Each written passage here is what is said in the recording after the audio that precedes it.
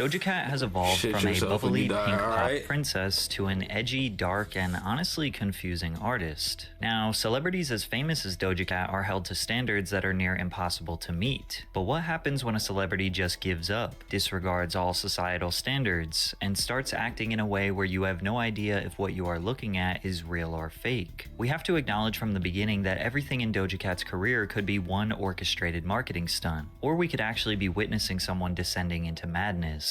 Doja Cat's superpower is that she knows the internet very well. She knows what type of humor the internet will gravitate to. She knows what will cause controversy, and she has continuously exploited that throughout her career. She obtained this knowledge by being essentially raised by the internet. I definitely didn't like to leave my room. I don't know if I was agoraphobic, but I definitely thought that I was at the time. It was very, very hard for me to go outside. According to Doja, she would skip school for days at a time, spending endless hours in various online chat rooms. She claims that she was often a victim of online bullying, but this allowed her to develop a thick skin and join in on the fun through her own offensive rhetoric. So I became the person who would often make offensive jokes and do things sort of out of the box. From the slapstick comedy of E-Bomb's world to the hyperconnectivity of MySpace, as well as the edgy, politically incorrect depths of 4chan, Doja developed a fascination with internet culture, but this time in her life would later come back to haunt her. I was very into finding underground artists that rapped. It was maybe around 11th grade that I figured that this is what I really wanted to do. Performing in music was all I ever cared about. She eventually dropped out of school at 16 and spent all of her free time making music and sharing it online. Her track So High was uploaded November of 2012, which would eventually change her life. The only time Doja would leave her house was to network with other musicians in the underground LA scene.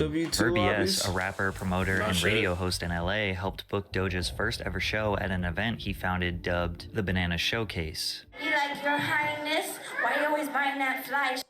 Why you gotta check them tyrants? And why you shut it down like hydrants? Although most of you know Doja as a pop star, she was initially trying to be a rapper. When they were developing her, I was like a live performance coach and rap coach, Verbies recalled. I would play her hella hip-hop videos and we'd freestyle. She was phenomenal. She didn't really need me, but I just happened to be there. Getty Beats was a producer that heard So High and was blown away. He connected Doja with industry executives, resulting in Doja signing with Kimosabe Records, an imprint of RCA Records founded by record producer and songwriter Dr. Luke while she was just 17 years old. This deal also came with a temporary artist management partnership with Roc Nation. Through Kimosabe, Doja released her debut EP, Purr, with the track So High being re-released as her solo commercial debut single. It seemed like Doja was about to explode into the mainstream, but signing with Dr. Luke was a mistake she could have never foreseen. In 2014, Dr. Luke gained widespread media attention after Kesha filed a lawsuit against him. She accused Dr. Luke of sexual, physical, and emotional abuse over the course of several years, starting when she was 18. She also claimed that Dr. Luke was intentionally sabotaging her career. Kesha also sought to be released from her recording contract with Kimosabe Records. This case was huge news, with hashtag #FreeKesha becoming a movement on social media. Coincidentally, Doja Cat's career came to a screeching halt as soon as Kesha's lawsuit was filed. Mobile games are going big.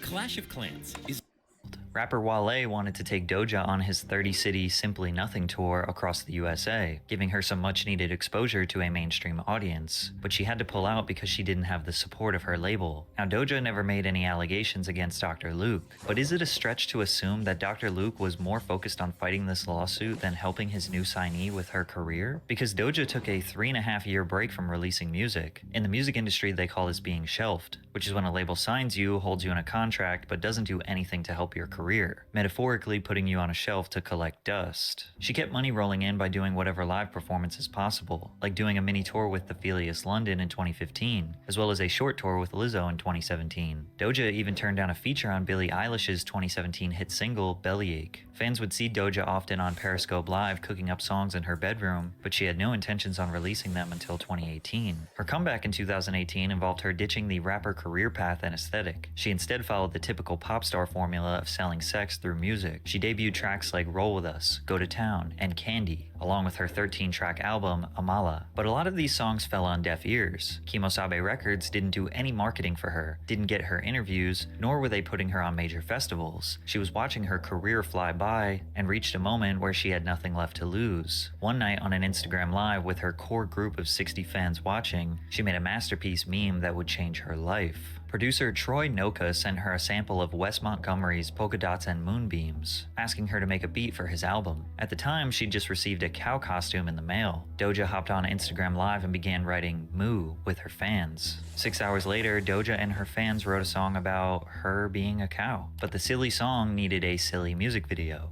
I opened up Photo Booth on my laptop and used the green screen feature with a green sheet that I hadn't used since I was 12, that was buried in the depths of my closet. I tacked it to a wall with a hammer, right over my mirror, and used some LED Christmas lights to light everything. The crappy lighting and terrible quality green screen, combined with a song that is intentionally bad, was the perfect thing to release in summer of 2018. When we were at the peak of the Lil Pump, Bad Baby, Lil Xan, Boonk Gang, Woah Vicky, Supreme Patty, Lil Tay Instagram clout wave. Doja Cat's Moo music video fit right in this universe because people thought she was just a new quirky YouTuber who had a green screen and got bored. The music video for Moo garnered over 5 million views in 2 weeks and went extremely viral on every social media platform. But when people looked deeper, they realized she was an extremely talented pop artist with a record deal who had an entire album she just released a few months ago. Most people who go viral are not ready for a full-blown music career. Doja was more prepared than ever, and she was able to immediately capitalize on it. But first, she had to make some apologies. Some of her old tweets resurfaced of her using the F slur, to which she immediately responded by admitting she has used the word over 15,000 times in her life, then saying, "I don't think I hate gay people. Gay is okay." Obviously, this didn't go over well, and she issued a more formal apology the next day. This had no impact on her career and momentum, but it would not be the last time she would have to apologize for her past. Now that she went viral on her own, her label decided to support her. She embarked on a 23-city tour 1 month later, and was finally getting interviews from Billboard, Genius, and Vlad TV. She rolled out a big single alongside Rico Nasty called Tia Tamara, which maintained a lighthearted and fun approach to her music. Doja understood that fans loved the satire and goofiness of Moo, but she ultimately wanted to be taken seriously as a musician.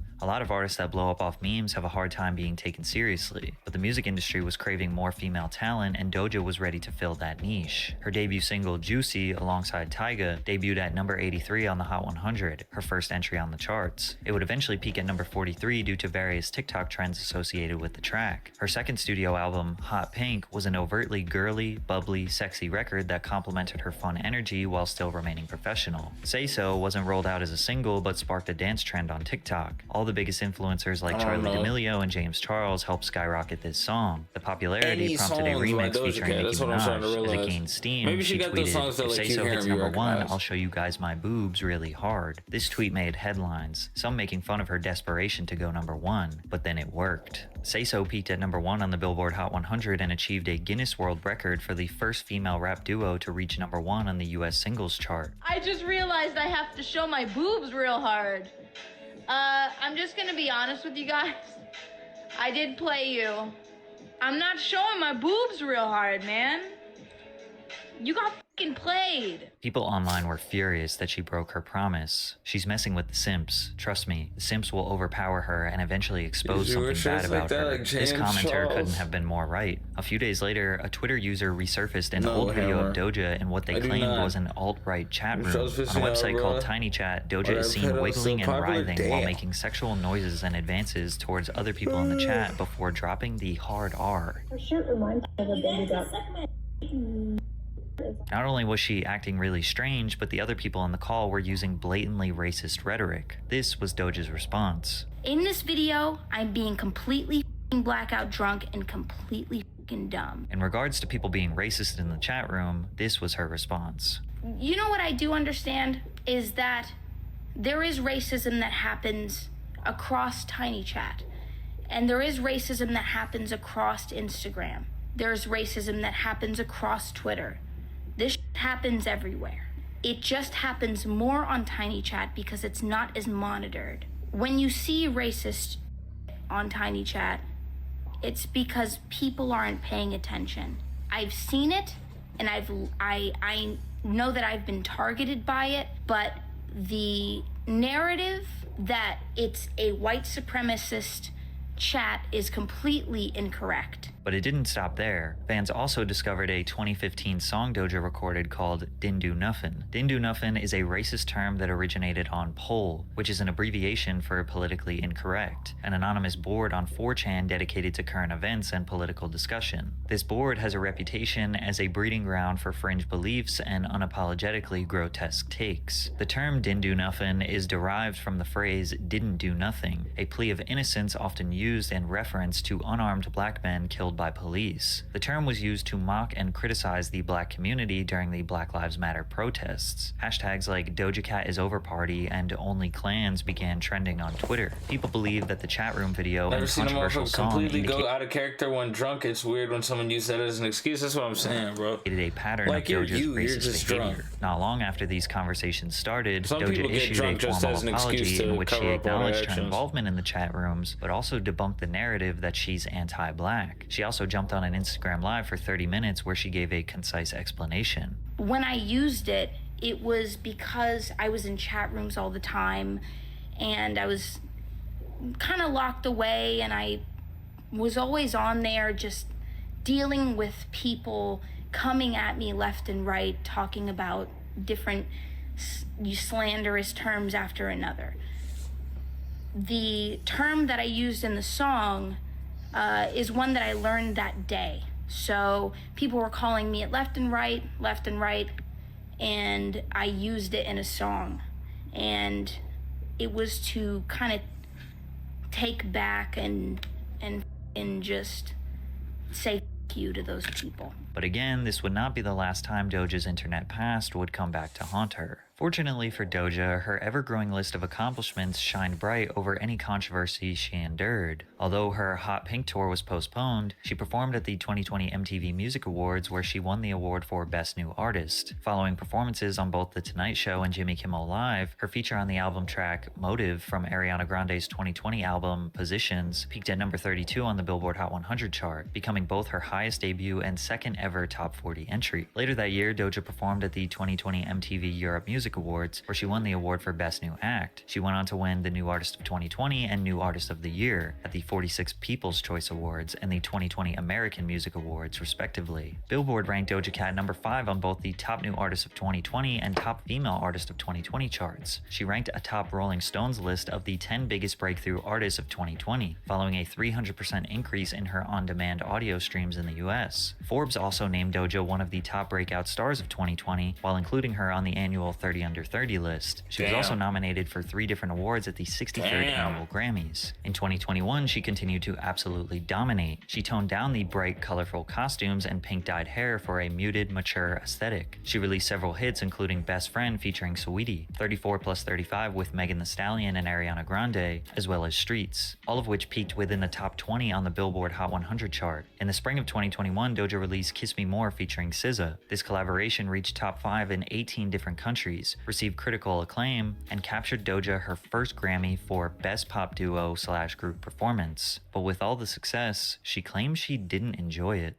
I don't have any new music. I just have fun and just jam and make some shit.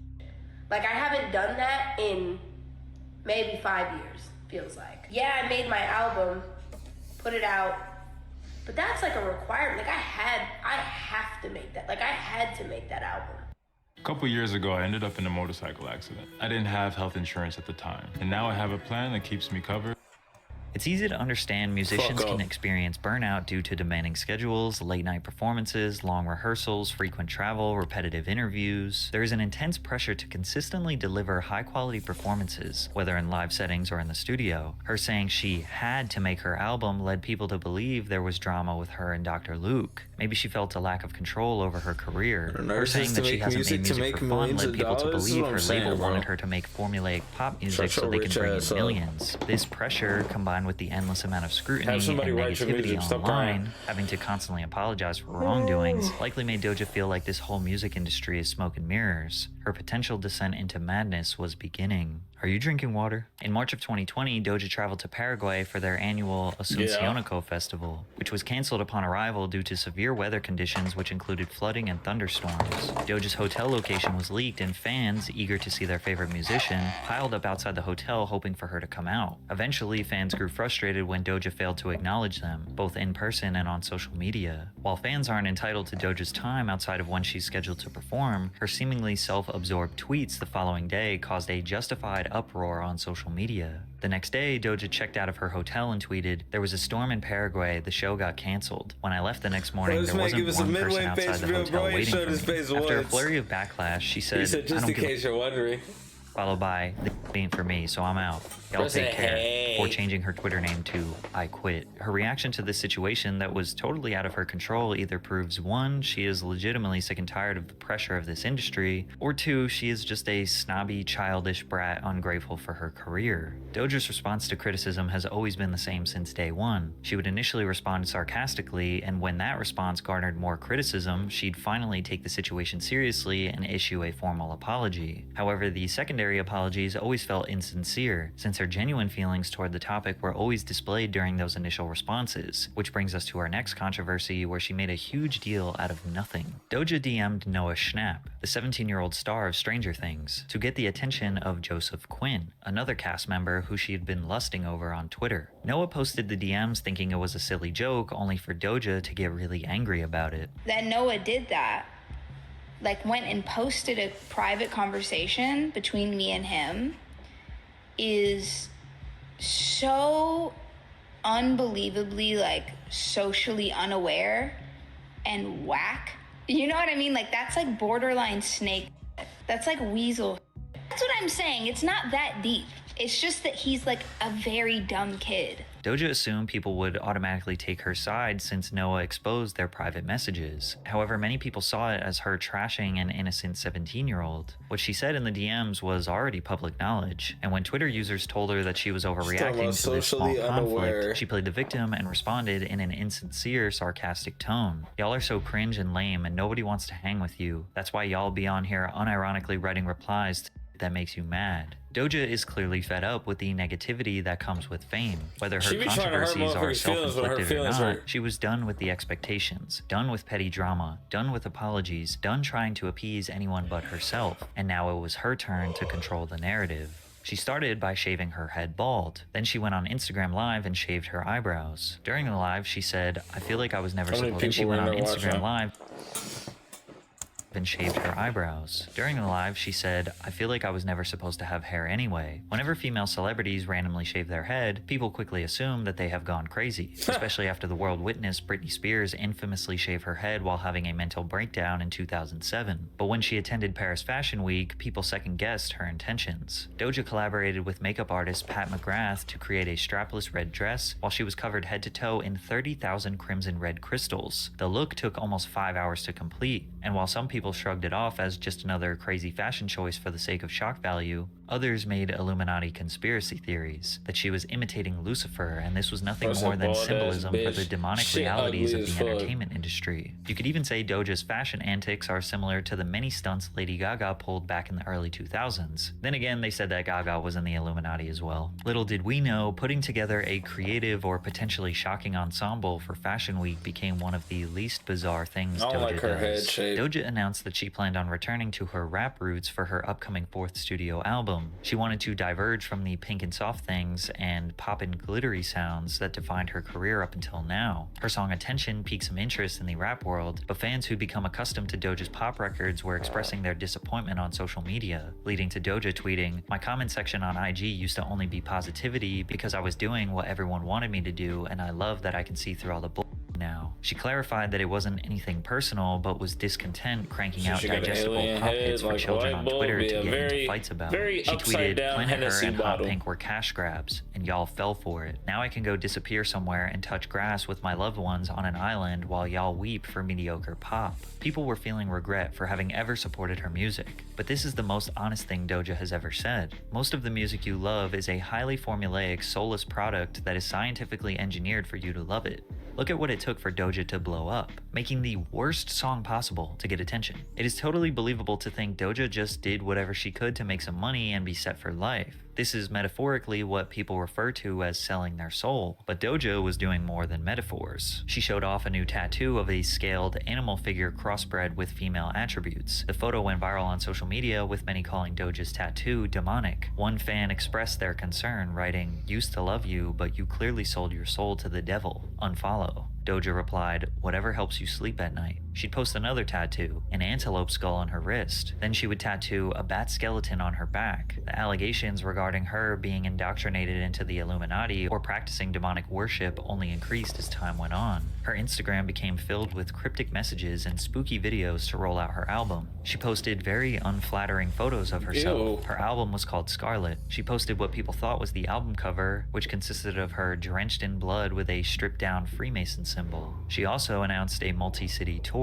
which people called a devil worship show. She'd post videos of herself crawling in the shadows, photo shoots where she was drenched in blood, and selfies of blood dripping down her nose. She even posted a selfie wearing a shirt with an image of Sam Hyde, an infamous internet troll/comedian who often incorporates racist or anti-Semitic humor in his bits. The image of Hyde brandishing a rifle on Doja's t-shirt is a common meme on social media following mass shootings. Her song Paint the Town Red was her leaning more into this overtly demonic art style. The song topped the charts in 19 countries. It became Doja's second single and first as a solo artist to top the Billboard Hot 100. Paint the Town Red made history by becoming the first solo female rap song in Spotify history to top the platform's global and US top 50 charts, and the fastest solo female rap song to amass 100 million streams. Turns out devil imagery is still an effective marketing strategy. If the signs weren't obvious enough though, Doja began teasing a promotional single titled Demons. In promotional photos uploaded to Instagram, Doja can be seen dressed up as a demon. The music video further cemented Doja's transformation from the quirky girl in a cowsuit to something straight out of a horror film. Some people are praising Doja, that she is finally being herself. She's finally free of all the expectations of the music industry and doesn't have to live up to unattainable beauty standards. Some people think what Doja is doing here is mocking the people who think an artist has to sell their soul to make it into the industry. You have to remember she is an expert internet troll, crawling out from the deepest depths of 4chan. She knows all of this imagery will cause controversy. She knows she will get news coverage and have outraged parents calling for her music and concerts to be banned. She knows there will be conspiracy theories regardless, so she could be ironically presenting herself as a devil worshiper to make people think she has gone insane.